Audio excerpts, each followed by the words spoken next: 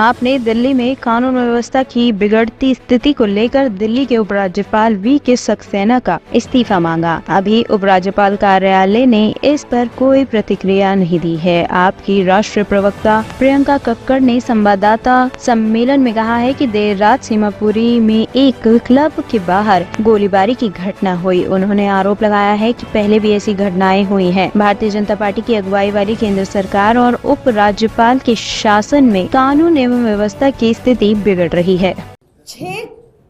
बीती 6 सितंबर को एक बहुत ही हैरान करने वाली घटना सामने आई। आपने देखा होगा वो वायरल वीडियो जिसमें 4 अपराधी बंदूक लेकर सीमापुरी ईस्ट दिल्ली के सीमापुरी के क्लब में उगाही करने जाते हैं। वहां पर बाउंसर्स को कहते हैं कि अपने घुटनों के दम बैठे और सरेआम फायरिंग करते हैं। कम से कम 12 राउंड फायरिंग के हुए दिल्ली देश की राजधानी में सीमापुरी के इलाके में। एक बार वो वीडियो देखें, फिर ये प्रेस वार्ता आगे कंटिन्यू करते हैं।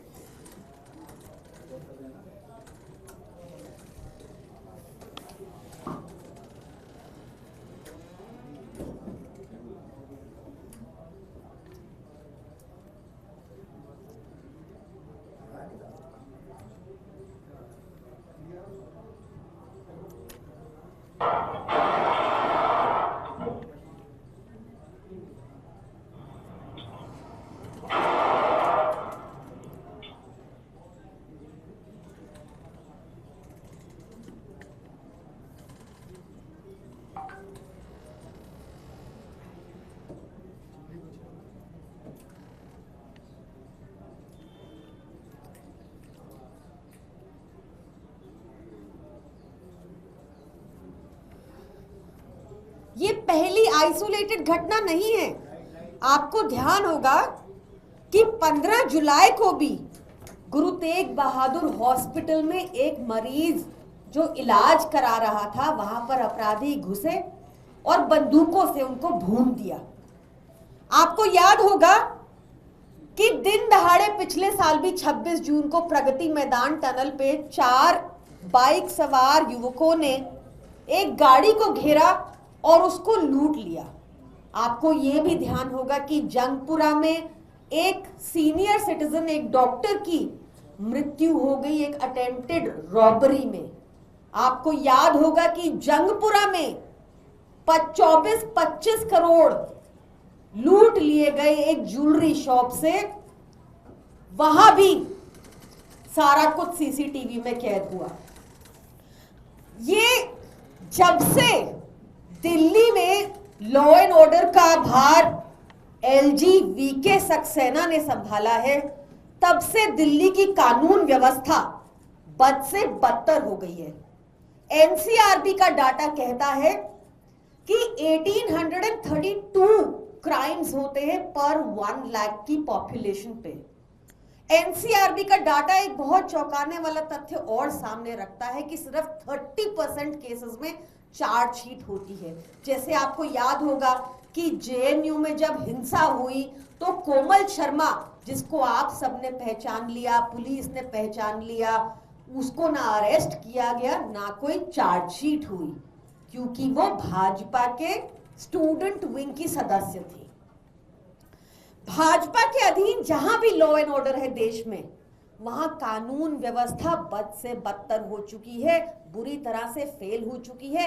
चाहे मणिपुर हो, चाहे हरियाणा हो, चाहे उत्तर प्रदेश हो और चाहे दिल्ली हो, जहां पर कानून व्यवस्था पूरी तरह से केंद्र सरकार के नियुक्त एलजी के अधीन आती है।